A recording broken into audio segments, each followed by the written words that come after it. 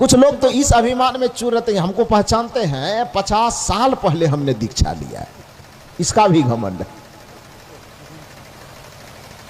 2 घंटा 3 घंटा ध्यान में बैठ, हमारा से बड़का कोई ध्यान ही होगा। 3-3 घंटा हम एकदम तिरकुटी भिरकुटी में बैठे रहते, इसका भी घमंड है। इस समझ से परे लगता है कि जो सत्संग, जो ध्यान, जो भजन, जो साधना अहंकार के विसर्जन के उपरांत ही आरंभ होता है। जब तक आप अहंकार को छोड़ेंगे नहीं, आपकी चेतना सूक्ष्म नहीं हो सकती। जब तक आप अहंकार को छोड़ेंगे नहीं, तब तक आपका चित्त निर्मल नहीं हो सकता है। इसलिए कबीर साहब ने कहा कि जिस किसी को हरि भजन करना हो, परमात्मा का भजन करना हो, अर्थात सच्चे अर्थ में भक्ति और सत्संग करना हो, उसकी पहली शर्त है कि आपा तजो तब हरि भजो, नक्सिक तजो विकार, सब जीवन से निर्वैर रहो तो साधु मता है सार। सत्संग का सार यही है, सत्संग करने का, समझने का और सत्संग को जीने का सारांश निचोड़ यही है कि सबसे पहले आपा तजो। आपा मन अहंकार होता है। साहब कहते हैं जब तक अपने मन से, अपने जीवन से अहंकार का परित्याग नहीं करोगे, तब तक हरि का भजन हो ही नहीं सकता है। हरि का शोध नहीं होगा, खोज नहीं होगा।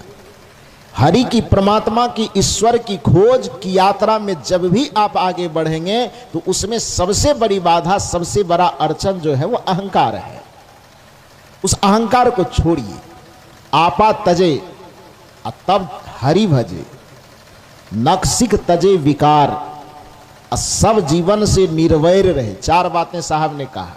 साधु मता है सार, यही संत मत का सार, साधु मत का सार, गुरु मत का सार और सत्संग मत का सारांश यही है कि आप इन 4 चीजों को जीवन में कर लें, बस समझ लीजिए कि आपका संपूर्ण जीवन सत्संग से भर गया, आपके जीवन में सत्संग की गंगा बहने लगी। यह कबीर साहब बताना चाहते। वो 4 चीज क्या है? तो आपा तजे, अहंकार का त्याग कर लीजिए, हरि भजे, गुरु के शरण में आकर के अपने चित्त में, अपने हृदय में बैठे उस परम प्रभु को, परमात्मा को, जिसको कबीर साहब ने परम पुरुष अविनाशी कहा। कुछ लोगों की तो आपत्ति यह भी है कि कबीर साहब कोई भगवान, परमात्मा, ईश्वर मानता ही नहीं। लेकिन कबीर साहब के साखियों को, शब्दों को, उनके जो महाग्रंथ बीजक है उसको पढ़िए, उसको समझने की कोशिश कीजिए, अथवा यदि उसको पढ़ करके नहीं समझ पा रहे हैं तो उनके मार्ग में चलने वाले किसी संत से, किसी साधु से आप भेंट कीजिए। क्योंकि किसी को जाने बगैर किसी के ऊपर में आपको टिप्पणी करने का अधिकार नहीं है। किसी के बारे में, किसी की सच्चाई को समझे बगैर अपनी अज्ञानता और नादानी में आप किसी की आलोचना मत कीजिए, बल्कि उनके समीप पहुंच करके पहले उसे समझने की कोशिश कीजिए।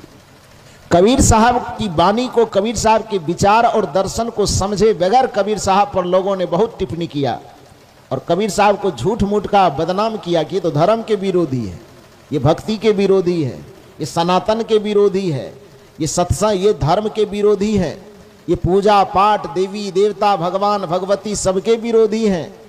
किस दृष्टिकोण से लगता है आपको कि कबीर साहब इन सब चीज के विरोधी हैं? कौन दृष्टिकोण से लगता है कि कबीर साहब ने ईश्वर का विरोध किया है? कौन दृष्टिकोण से लगता है आपको कि कबीर साहब ने भगवान का विरोध किया है?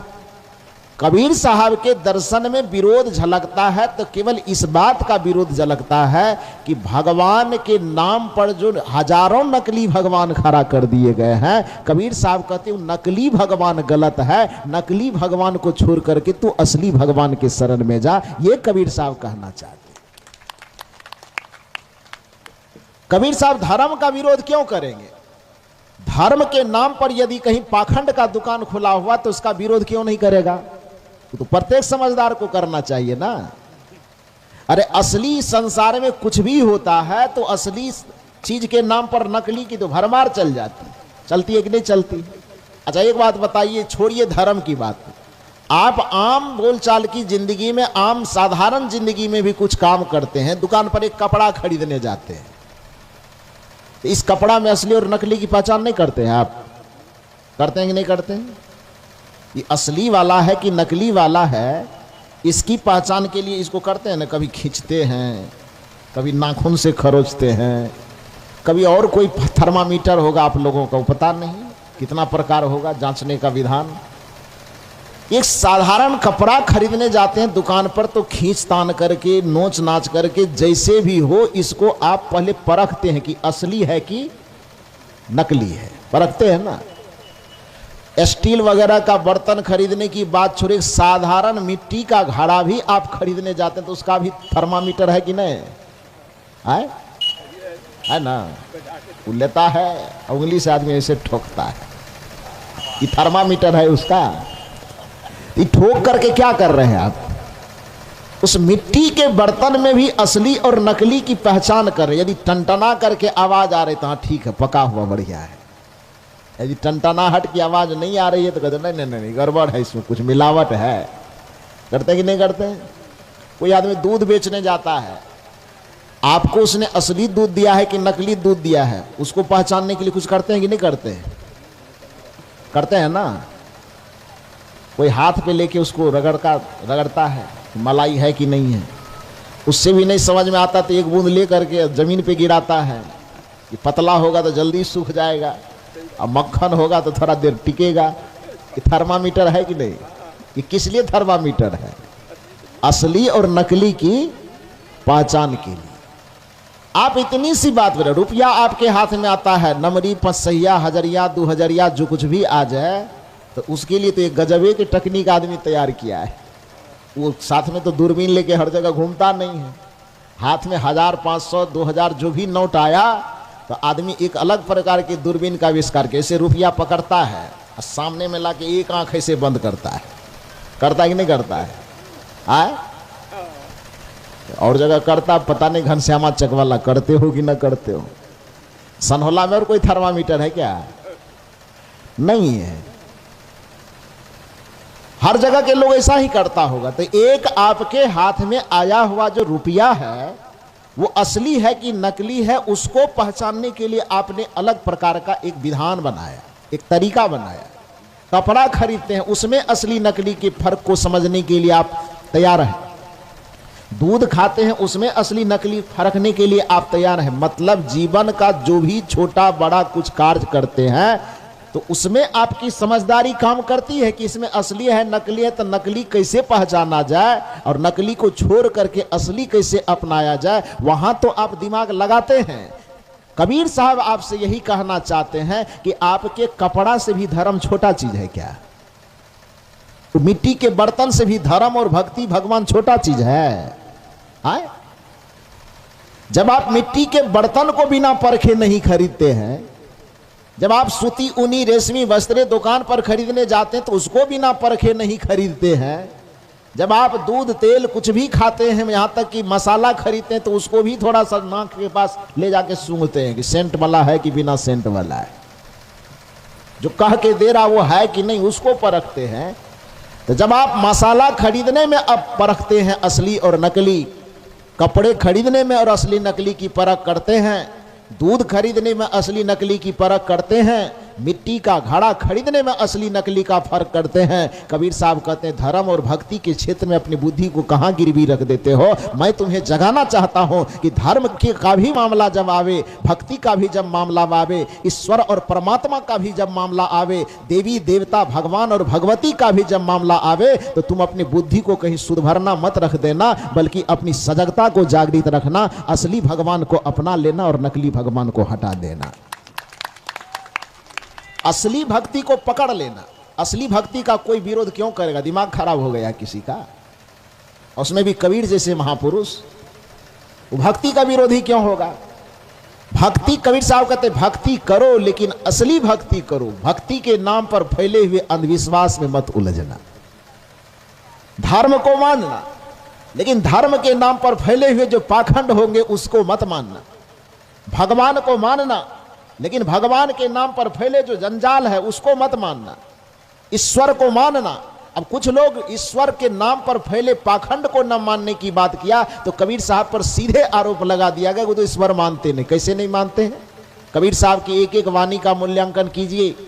कबीर साहब ने स्पष्ट कहा है कि कस्तूरी कुंडल बसे मृग ढूंढे वन माही, ऐसे घट घट राम है अब साहब इसमें करें ऐसे घट घट राम है, तो कबीर साहब ने राम है कहा कि राम नहीं है कहा? थोड़ा जोर से बोलिए नीचे से। तो जहां तक हम पढ़े हैं डिक्शनरी में, है का मतलब हां होता है, का मतलब ना नहीं होता है। अब सनहौला में और घनश्यामा चक में यदि डिक्शनरी कुछ अलग हो तो आप लोग थोड़ा बताइए। है मैंने हाँ होता है कि है मैंने ना होता है? आए तो जब कबीर साहब कह रहे है तो आप जबरदस्ती उसके मुंह से क्यों बोलवाना चाहते हैं कि नहीं है? कबीर साहब आपका खेत जोता है क्या?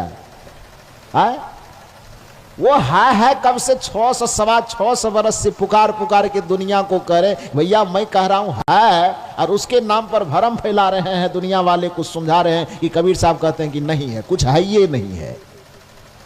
कबीर साहब कहते हैं कस्तूरी कुंडल बसे मृग ढूंढे वन माही, ऐसे घट घट राम है की बात किया, नहीं है की बात नहीं किया। ऐसे घट घट राम है दुनिया जानत नाही। भगवान कहीं और है, भगवान को खोजा कहीं और जा रहा है। तो कबीर साहब ने ये नहीं कहा कि भगवान को मत खोजो, भगवान को प्राप्त मत करो, बल्कि कबीर साहब ने आपको ये बताने की चेष्टा की है कि भगवान कहीं और है और उसको खोज तुम कहीं और रहे हो। तो जो चीज जहां नहीं है वहां पर पूरा जन्म भर खोजते रह जाओगे, लेकिन वो चीज वहां है ही नहीं तो तुमको मिलेगा कहां? बस यही असली पता कबीर साहब बताना चाहते। दूसरे साखी में कबीर साहब की एक साखी को और सुनिए। वह कहते हैं जौ तिल माही तेल है, जौ चकमक में आग। जैसे तिल के अंदर में तेल छिपा हुआ है, जैसे चकमक, चकमक माने पत्थर, पत्थर के अंदर में ही आग छिपा हुआ है। जौ तिल माही तेल है, जौ चकमक में आग, तेरा साईं तुझ में। यहां पर साईं कह करके प्रयोग किया। कहीं साहब कहते हैं, कहीं साहब का साईं कहते हैं, कहीं राम कहते हैं, कहीं कृष्ण कहते हैं, कहीं पर शिव कहते हैं, कहीं पर परम पुरुष अविनाशी कहते हैं। एक एक पद को सुनिए तो बात समझ में आएगी। यहां साहब कहते हैं कि तेरा साईं तुझ में। कैसे है तुझ में? तो जौ तिल माही तेल है, जौ चकमक में आग, और तेरा साईं तुझ में, जाग सके तो जाग। मनुष्य को कबीर साहब समझाते कहते हे मानव, जैसे तेल तिल के बाहर में नहीं होता, जैसे आग पत्थर के बाहर में नहीं होता, जैसे फूल के बाहर में सुगंध नहीं होता, जैसे सूर्य से बाहर कहीं उसका प्रकाश नहीं होता, जैसे चीनी से बाहर उसकी मिठास नहीं होती, जैसे अग्नि से बाहर उसकी दाहकता नहीं होती, जैसे बर्फ के बाहर उसकी शीतलता नहीं होती, उसी तरह तुम्हारे घट के भीतर ही वह परमात्मा बैठा हुआ है। उसको बाहर खोजने से तुम्हें परमात्मा नहीं मिलेगा। ये कबीर साहब समझाना चाहते। अब कोई व्यक्ति चीनी से अलग जाकर के कहीं मिठास खोजे, चीनी है हाथ में, मिठास खोजे हरिद्वार में, तो कहां से मिलेगा उसको? बर्फ उसके मुट्ठी में है और शीतलता को कहीं वृंदावन में खोजे तो कैसे मिलेगा? आग उसके पास में है और उसकी गर्मी को कहीं दूसरे जगह वो खोज रहा है, कैसे मिलेगा? क्योंकि कुछ चीजें ऐसी होती है जो पदार्थ इस संसार में है, नियम यह कहता है कि पदार्थ के गुण उस पदार्थ के अंदर ही निहित होता है। चीनी अलग और मिठास अलग, इसकी कोई कहीं गुंजाइश नहीं है, नहीं मिलेगा। वो नमक से नमकीन अलग नहीं है, अग्नि से उसकी दाहकता, उसकी उष्णता, उसकी गर्मी कभी अलग नहीं हो सकती। जैसे अग्नि से गर्मी को अलग नहीं किया जा सकता, जैसे फूलों से सुगंध को अलग नहीं किया जा सकता, जैसे सूर्य से प्रकाश को अलग नहीं किया जा सकता, जैसे बर्फ से शीतलता को अलग नहीं किया जा सकता, जैसे चीनी से मिठास को अलग नहीं किया जा सकता, उसी तरह से आपके भीतर में जो आत्मा बैठा हुआ है उससे परमात्मा को कभी अलग नहीं किया जा सकता। इस बात को हमें ध्यान रखना चाहिए। आपके अपने पसंदीदा YouTube चैनल खुशहाल जिंदगी टीवी का लक्ष्य आपको किसी भी तरीके से डोमिनेट करना नहीं है, ना ही आपके धर्म, मत, मजहब और परंपरा के खिलाफ बोलना है। हमारा मकसद है आपके भीतर जो परम सत्य सोया हुआ है उसे जगाना। किसी भी तरीके से परम सत्य को उद्घाटित करना हमारा मकसद है।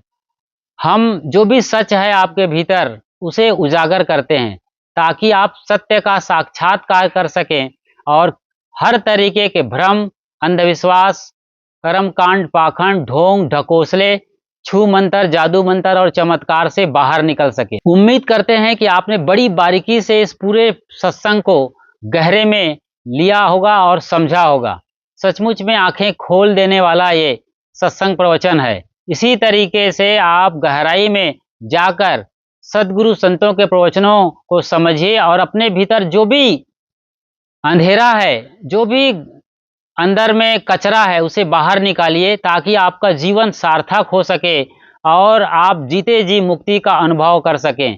खुशहाल जिंदगी टीवी यूट्यूब चैनल पर बिल्कुल नए हैं तो फौरन सब्सक्राइब कर लीजिए, जो कि एक बिल्कुल ही निःशुल्क प्रक्रिया है। और जैसे ही बेल आइकन को प्रेस कर नोटिफिकेशन की घंटी बजा देते हैं और ऑल या सभी को सेलेक्ट कर लेते हैं, हम जब भी लाइव आएंगे या नई वीडियो अपलोड करेंगे तो सबसे पहली उसकी सूचना आपको तुरंत मिल जाएगी। मिलते हैं जल्द ही एक नई वीडियो में, तब तक अपना और अपनों का ख्याल रखिए। शुक्रिया, साधुवाद और साहेब बंदगी।